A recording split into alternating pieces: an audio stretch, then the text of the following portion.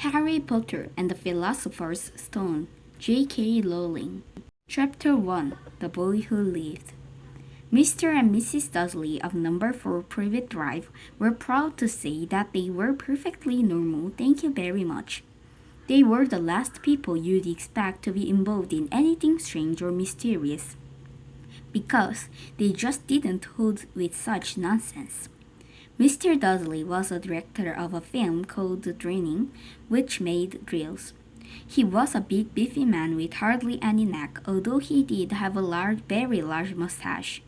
Mrs. Dudley was thin and blonde and had very nearly twice the usual amount of neck, which came in very useful as she spent so much of her time craning over garden fences, spying on the neighbors. The Dudleys had a small son called Dudley, and in their opinion, there was no finer boy anywhere. The Dudleys had everything they wanted, but they also had a secret, and their greatest fear was that anyone would discover it. They didn't think they could bear it if everyone found out about the Potters, Mrs. Potter and Mrs. Dudley's sister, but they haven't met for several years. In fact, Mrs. Dudley pretended she didn't have a sister because her sister and her good-for-nothing husband were as Dudleyish as it could possibly be. The Dudleys shuddered to think what the neighbors would think if the Potters arrived in the street. The Dudleys knew what the Potters had a small son too, but they had never even seen him. This boy was another good reason for keeping the Potters away. They didn't want Dudley mixing with a child like that.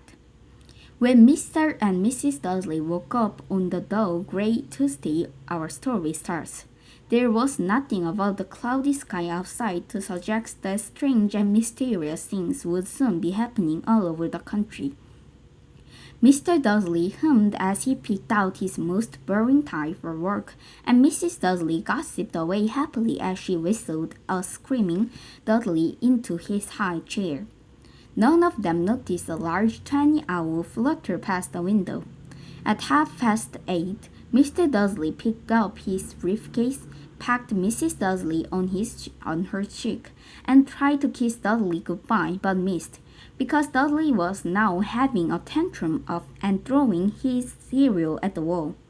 "Little Tick," choked Mr. Dudley as he left the house. He got into his car and backed out of Number 4 Private Drive.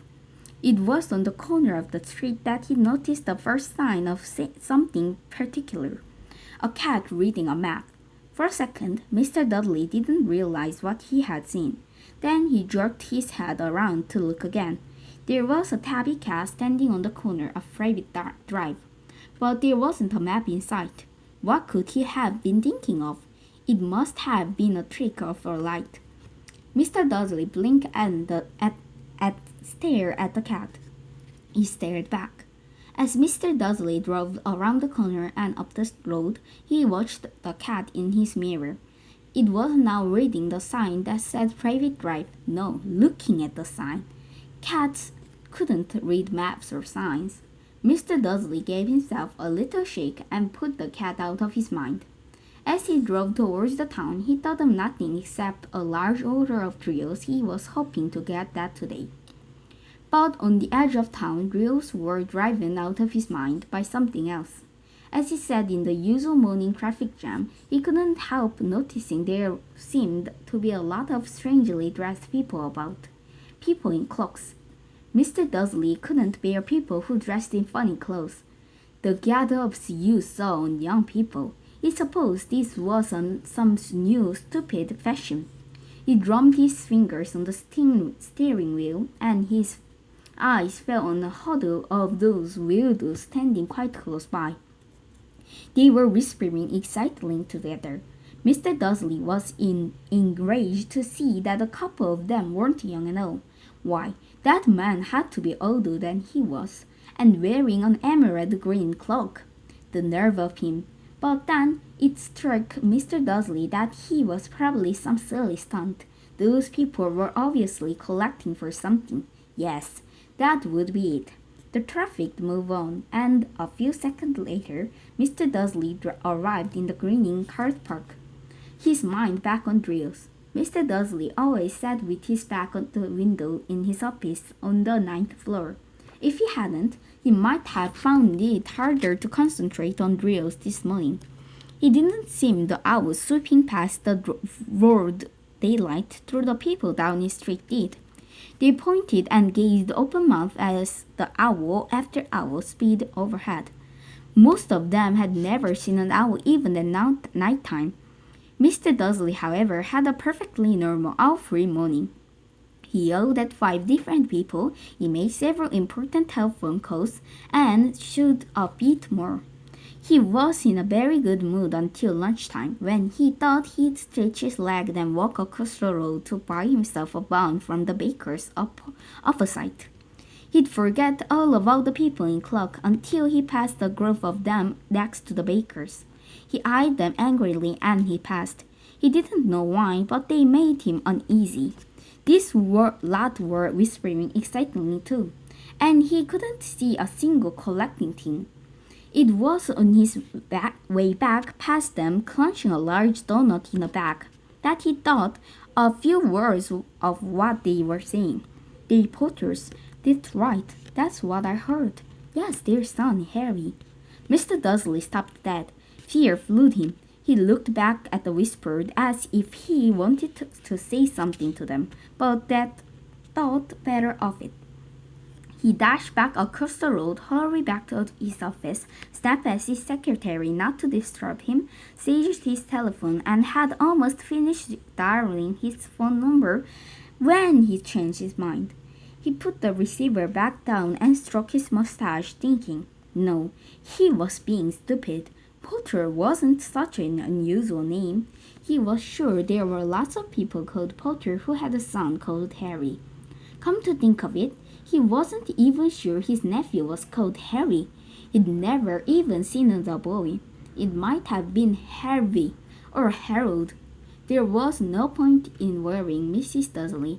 She always got so upset at any mention of her sister. He didn't blame her if he had a sister like that. But all the same, those people in cloaks. He found it a lot harder to concentrate on drills that afternoon, and when he left the building at 5 o'clock, he was still so worried that he walked straight into someone just outside the door. "Sorry," he grunted, and the tiny man stumbled and almost fell. It was a few seconds before Mr. Dudley realized that the man was wearing a violet cloak. He didn't seem at all upset at being almost knocked on the ground. On the contrary, his face split into a wide smile, and he said in a squeaky voice that made passers-by stare, "Don't be sorry, my dear sir, for nothing could upset me today. Rejoice, for you know who has gone at last. Even monks like yourself should be celebrating this happy, happy day." And the old man hugged Mr. Dudley around the middle and walked off. Mr. Dudley stood rooted in the spot. He had been hugged by the complete stranger. He also thought he had been called a muggle, whatever that was.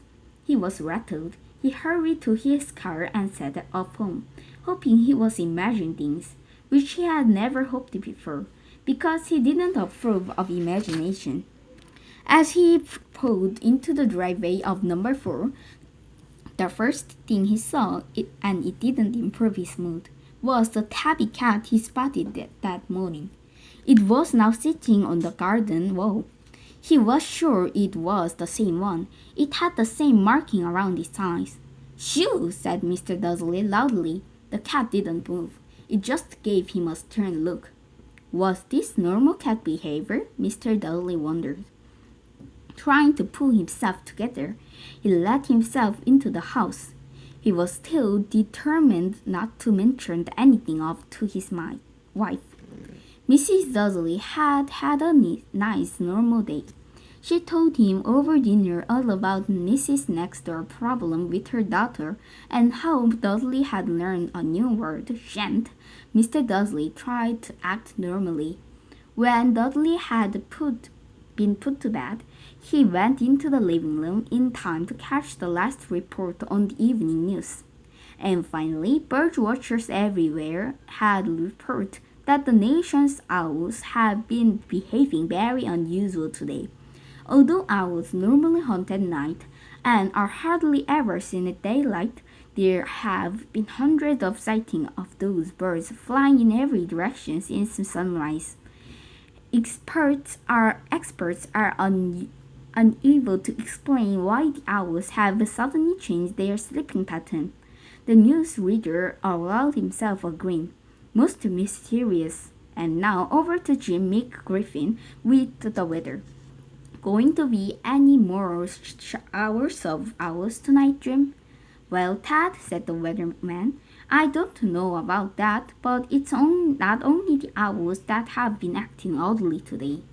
Viewers as far apart as Kent, Yorkshire, and Dundee had been phoning it to tell me that instead of the rain I promised yesterday, they've had a downpour of shooting stars. Perhaps people had been celebrating Bonfire Night early. It's not until next week, folks, but I can promise a wet night today. Mr. Dudley sat frozen in his armchair, shooting stars all over Britain. Owls flying by daylight, mysterious people in cloaks all over the place, and a whisper about the Potters. Mr. Dudley came into the living room carrying 2 cups of tea. It was no good. He'd had to say something to her. He cleared his throat nervously. Petunia, dear, you haven't heard from your sister lately, have you? As he expected, Mrs. Dudley looked shocked and angry. After all, they normally pretended she didn't have a sister. No, she said sharply. Why? Funny stuff on the news, Mr. Dudley mumbled. Bob Wowell's shooting stars, and there were a lot of funny-looking people in the town today. So, snapped Mrs. Dudley, well, I just thought maybe it was something to do with, her lot. Mrs. Dudley slipped her tea through pursed lip. Mr. Dudley wondered whether he dared tell her he'd heard the name Potters. He decided he didn't dare. Instead, he said as casually as he could, "Their son, he'd be about Dudley's age now, would he? I suppose so," said Mrs. Dudley stiffly. "What's his name again? Howard, isn't it?"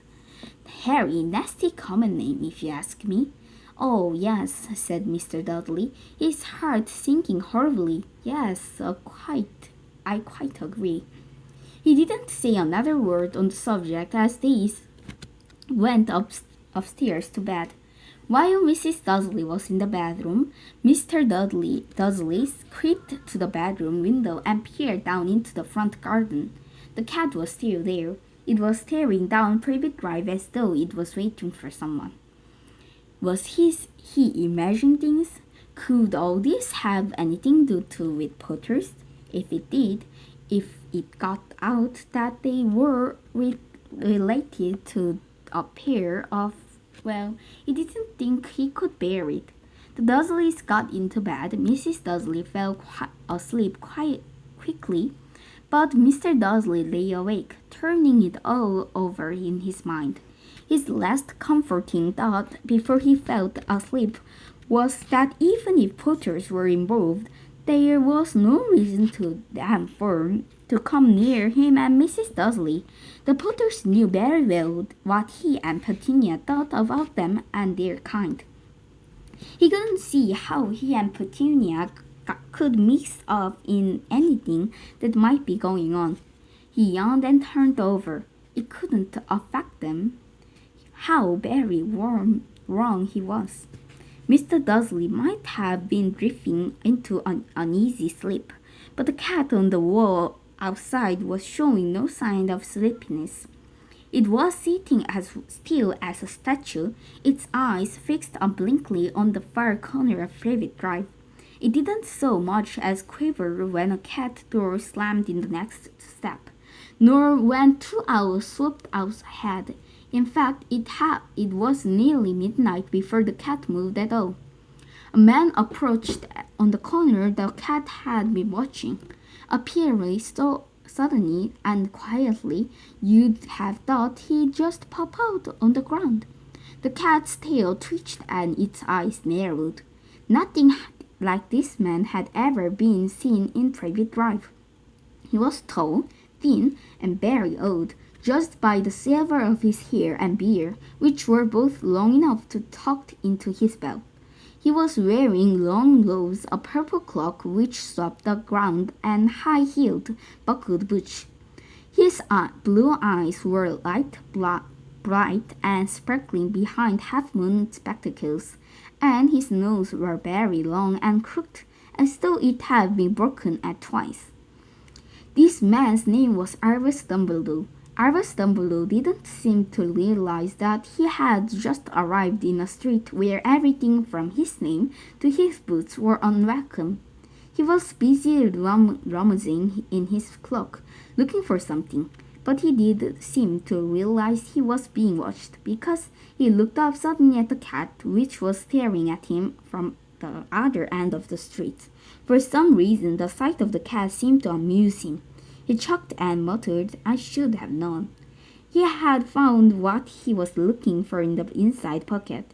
It seemed to be silver serrated lighter. He flicked it open, held it up in the air, and clicked it. The nearest street lamp went out with a little pop.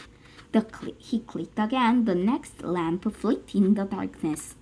12 times he clicked the put-outer, until the only light left in the whole street were two tiny pinpricks in the distance, which were eyes of the cat watching him. If anyone looked out of their window now, even beady-eyed Mrs. Dudley, they wouldn't be able to see anything that was happening down on the pavement. Dumbledore slipped the put-outer back inside the cloak and set off the down street towards the number 4, where he sat down on the wall beside the cat. He didn't look at it, but after a few moments he spoke to it. "Fancy seeing you here, Professor McGonagall." He turned to smile at the tabby, but it had gone. Instantly, he was smiling at a rather shabby-looking woman who was wearing square glasses, the shape of the marking the cat had around its eyes. She, too, was wearing a cloak, an emerald one. Her back hair was drawn into a tight bun. She looked distantly ruffled. "How did you know it was me?" she asked. "My dear Professor, I've never seen a cat sit so stiffly." "You'd be stiff if you'd been sitting on a block wall all day," said Professor McGonagall. "All day? When you could have been celebrating? I must have passed a dozen feasts and parties on my way here." Professor McGonagall stiffed angrily. "Oh yes, everyone's celebrating all right," she said impatiently. "You'd think they'd be a bit careful, but no, even the muggles have noticed something going on. It wasn't news." She jerked her head back to the Dursleys' dark living room window. "I heard it. Flocks of owls shooting stars. Well, they are not completely stupid. They were bound to notice something shooting stars down in Kent. I will bet that was Diggle's Digger. He never had much sense." "You can't blame them," said Dumbledore gently. "We've had precious little to celebrate for 11 years.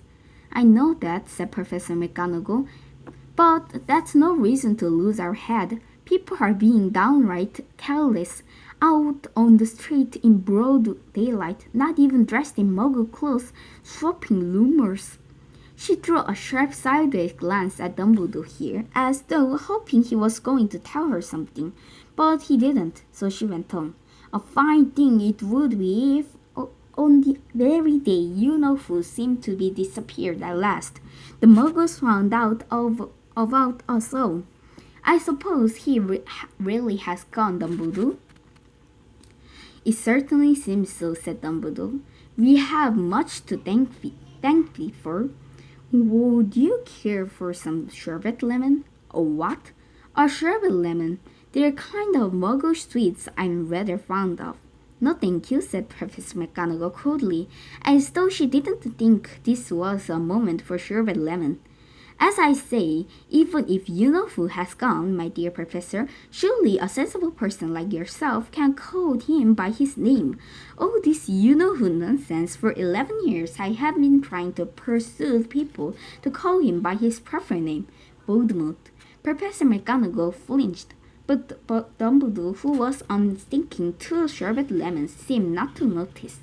It all gets so confusing if we kept saying you-know-who. I have never seen any reason to be frightened of saying Voldemort's name.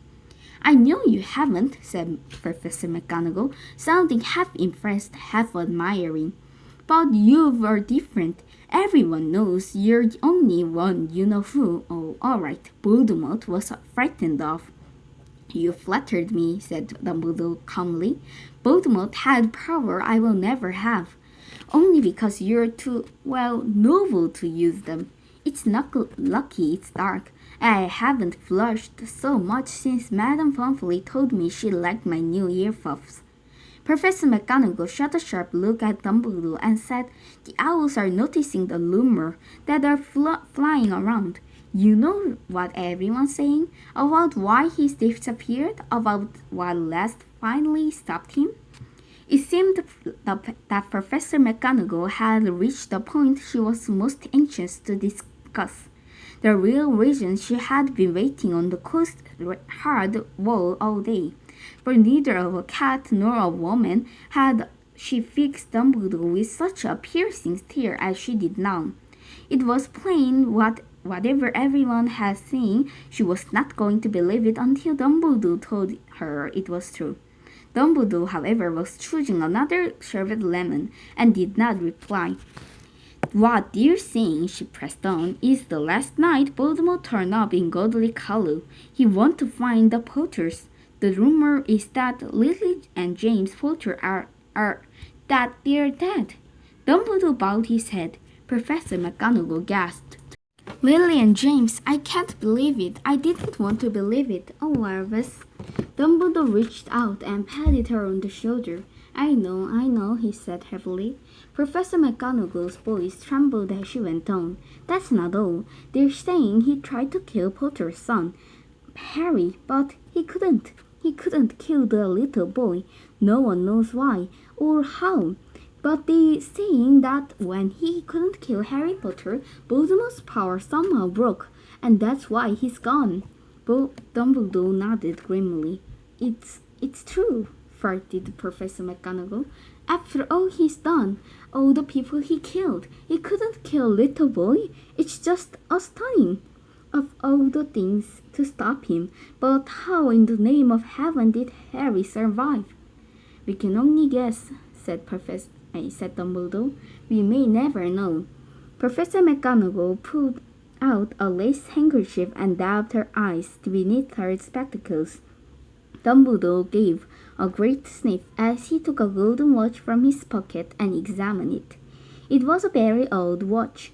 It had 12 hands but no numbers. Instead, little planets were moving around the edge. It must have made sense to Dumbledore, though, because he put it back in his pocket and said, Hagrid is late. I suppose it was who told you I'd be here, by the way. Yes, said Professor McGonagall, and I don't suppose you'd going to tell me why you're here of all places? I've come to bring Harry and to his own aunt and uncle. They're the only family he has left now. You can't mean the people who live here, cried Professor McGonagall, jumping to her feet and pointing at number 4 Fifth Drive. Dumbledore, you can't. I've been watching them all day. You couldn't find two people who are less like us. And they've got the son. I saw him kicking his mother all the way up the street, screaming for sweets. Harry Potter, come and live here. It's the best place for him, said Dumbledore firmly. His aunt and uncle will be able to explain everything to him when he's older. I've written them a letter. A letter? Repeated Professor McGonagall faintly, sitting back down on the wall. Really, Dumbledore? You think you can explain all this in a letter? These people will never understand him. He will be famous, a legend. I wouldn't be surprised if today has known as Harry Potter in future. There will be books written about Harry. Every child in our world will know his name. Exactly, said Dumbledore, looking very serious over the top of his moon glasses. It would be enough to turn any boy's head. Famous before I can walk and talk. Famous for something he won't even remember. Can't you see how much better off he will be, growing up away from all that until he's ready to take it? Professor McGonagall opened her mouth, changed her mind, swallowed, and then said, Yes, you're right, of course. But how is the boy getting here, Dumbledore? She eyed the clock suddenly, as though she thought he might be hiding Harry underneath it. Hagrid is bringing him. You think it wise to trust Hagrid with something as important as this?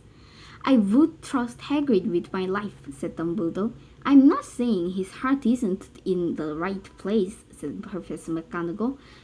But you can't pretend he's not careless. He does tend to... What was that? A low, rumbling sound had broke the silence around them. It grew steadily louder as they looked up down the street for some sign of headlight. It swallowed to a roar as they both looked up at the sky, and a giant motorbike fell out of the air and landed on the road in front of them. If the motorbike was huge, it was nothing to a man sitting astride it. He was almost twice as tall as a normal man, and at least 5 times as wide. He looked simply too big to be allowed, and so wild. Long, tangled, and bushy black hair and beard hid most of his face. He had hands the size of a dustbin lid, and his feet in their little boots were like baby dolphins. In his best muscular arm, he was holding a bundle of blankets. Hagrid, said Dumbledore, sounding relieved. At last. And where did you get that motorbike?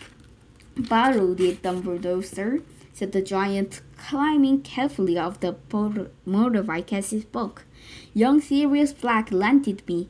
I've got him, sir. No problem. Were there? No, sir. House was almost destroyed, but I got him out all before the muggles started swarming around. He fell asleep when we were flying over Buster. Dumbledore and Professor McGonagall bent towards over the bundle of blankets. Inside, just visible, was a baby boy, fast asleep. Under a tuft of black hair over his forehead, they could see a curious sharp cut like a bolt of lightning. Is that where? Whispered Professor McGonagall. Yes, said Dumbledore. He will not have the scar forever. Couldn't you do something about it, Dumbledore? Even if I could, I wouldn't. Scar can some useful. I have one myself above my left knee, which is a perfect map of the London Underground. Well, give him here, Hagrid. We'd better get this over with. Dumbledore took Harry in his arm and turned over the Dudley's house. Could I say goodbye to him, sir? Asked Hagrid. He bent his great shaggy head over Harry and gave him what must have been a very scratchy, whisky kiss. Then suddenly Hagrid let out a howl like a wounded dog. Shh! hissed Professor McGonagall. You will wake the muggles. Sorry, sobbed Hagrid, taking out a large spotted handkerchief and buried his face in it. But I can't stand it. Lily and James dead, and poor little Harry off to live like these muggles. Yes, it's all very sad, but get a grip of yourself, Hagrid, or we'll be found. Professor McGonagall whispered, patting Hagrid gently on the arm as Dumbledore stepped over the low garden wall and walked at the front door. He laid Harry gently on the doorstep, took a letter out of his cloak, tucked it under Harry's blanket, and then came back to the other two. For a full minute, the two three of them stood and looked at the little bundle. Hagrid's shoulders shook. Professor McGonagall blinked furiously, and the twinkling light that usually shone from Dumbledore's eyes seemed to have gone out. "Well," said Dumbledore finally, "that's that. Well, no business staying here. We may well go to join the celebration." "Yes," said Hagrid in a muffled voice. "I'd best get this bike away. Good night, Professor McGonagall." "Professor Dumbledore, sir." Wiping his streaming eyes on the jacket sleeves, Hagrid swung himself onto a motorbike and kicked the engine into life. With a low nose into the air of the night, "I shall see you soon, I expect, Professor McGonagall," said Dumbledore, nodding to her. Professor McGonagall blew her nose in reply. Dumbledore turned and walked down the street. On a corner he stopped and took out a silver put-outer. He clicked it once, and 12 bangs of light sped towards their street lamps, so that Private Drive grew suddenly orange, and he could make out a tabby cat sinking around the corner at the other end of the street. He could just see the bundle of blankets on the step of number 4. "Good luck, Harry," he murmured, as he turned to his heel, and with a swish of his cloak, he was gone. A breeze ruffled his neat hedge of Private Drive, which lay silent and tidy under an inky sky, the very last place you would expect astonishing things to happen. Harry Potter rolled over inside his blanket without waking up. One small hand closed on the letter beside him, and he slipped on, not noticing he was special, not knowing he was famous, not knowing he would be awake in a few hours' time by Mrs. Dursley's scream, and he opened the front door to put out the milk bottle, nor that he would spend the next few weeks being followed and punched by his cousin Dudley. He couldn't know that at this very moment, people meeting in secret all over the country were holding up their glasses and saying in a hushed voice, "To Harry Potter, the boy who lived."